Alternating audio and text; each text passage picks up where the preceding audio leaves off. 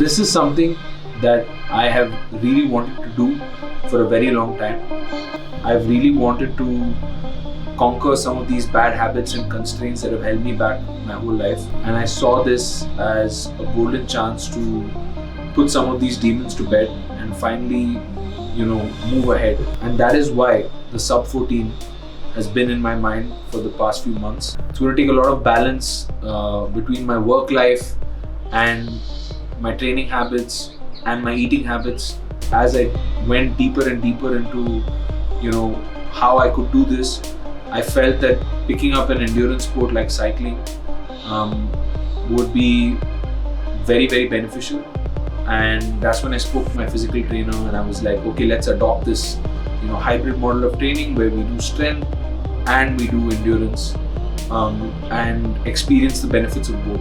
You should live your life as if a crew is, filming you. So yeah, why not just do this instead? Let's get this started. Got some text from my trainer Dinesh. He said to please come by 7:30 a.m.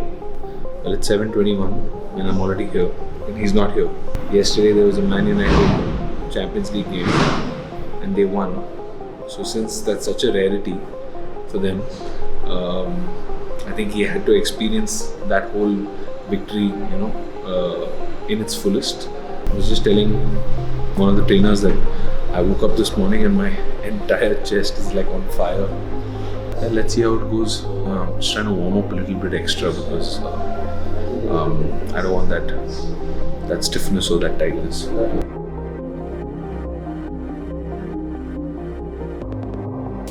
Coming from a background of sport, you're hungry for competition at the end of the day. You want to challenge either an opponent or yourself. So we set out to have an unrealistic goal at this stage, but not too unrealistic where we can never achieve it. It will happen. It will happen through a process, and we're looking at it as in terms of a change, and also the change will gradually be a goal-oriented change. We're changing the narrative from you versus an opposition to like you versus yourself. But the art of like competing and the art of like self-improvement stays the same.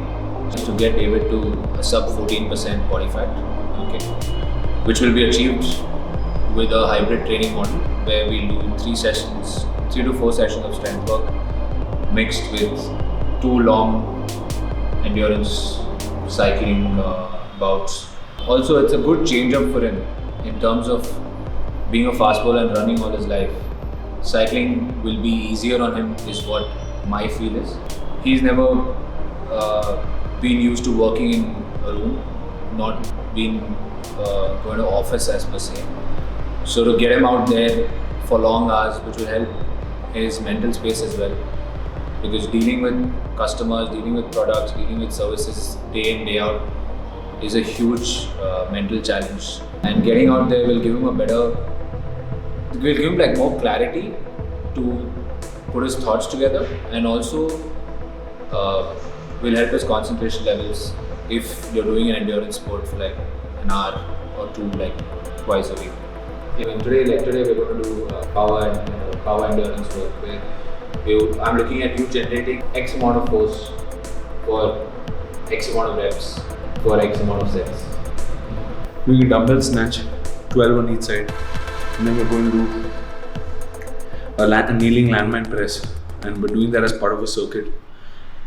And I have like 2.5 minutes break in between. We're going to do this for like 6 sets. I'm going to go a little higher on the rep range. Probably not as much on the weights when we do higher rep ranges. We're looking at 15 to 20 reps, basically breaking down that entire muscle, taking it to failure, and then rebuilding it with clean protein, clean eating. Of course, strength work will always be heavy lifting for like 5 reps, and that will be on all days. We put calf raises, high reps, 25. I think with calves you've got to do like a lot of reps to see a minuscule change in definition, the size, the strength. have to have a life after your cycling. You still have to come back home. You still have to get your work done at your workplace. You still have to get other things done. You go out for family dinners. You have to do other things as well, for which you need fuel during that whole cycling bout, and also after. Once you come home, it becomes even more important for you to eat better. It becomes even more important for you to recover better. Use everything that you've learned over a period of years of what helps you recover better, more regularly and more efficiently.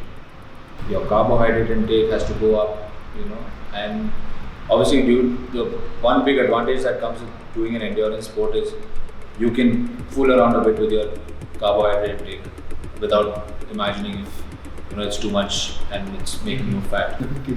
Everything else is just The real reason is that I eat pizza on time. If you don't fuel well, there are high chances that one, you will start disliking that whole experience, because the first point we made was we're doing this because we need a change. We need some outdoor mental clarity and all of that. You don't want to be focusing on your stomach while all of this is going on by the side. And as you get into 1 or 2 months of it, you'll also understand what fuel works for you better. Helps me get a bit of a head start into the macros and the number of grams of protein that I need to have in a day. Because at the end of the day, your business might not exist 10 years later. You will exist. And you have to exist well because you have to start something else. Correct.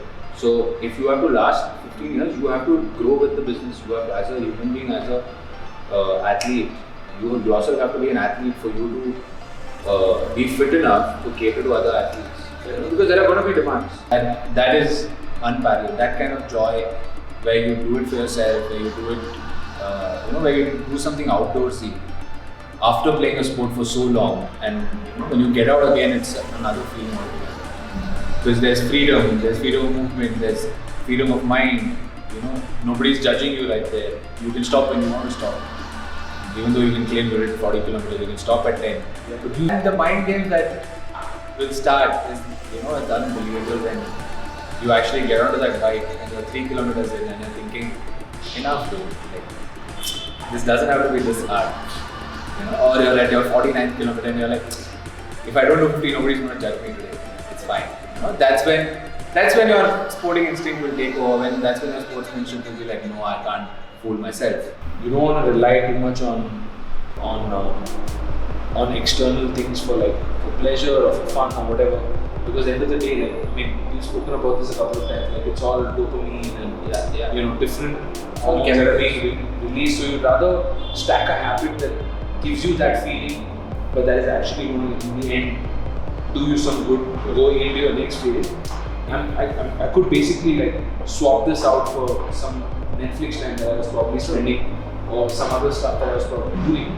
And I'm choosing to do that because I feel like it will make me feel better in the long run. It's about longevity at the end of the day.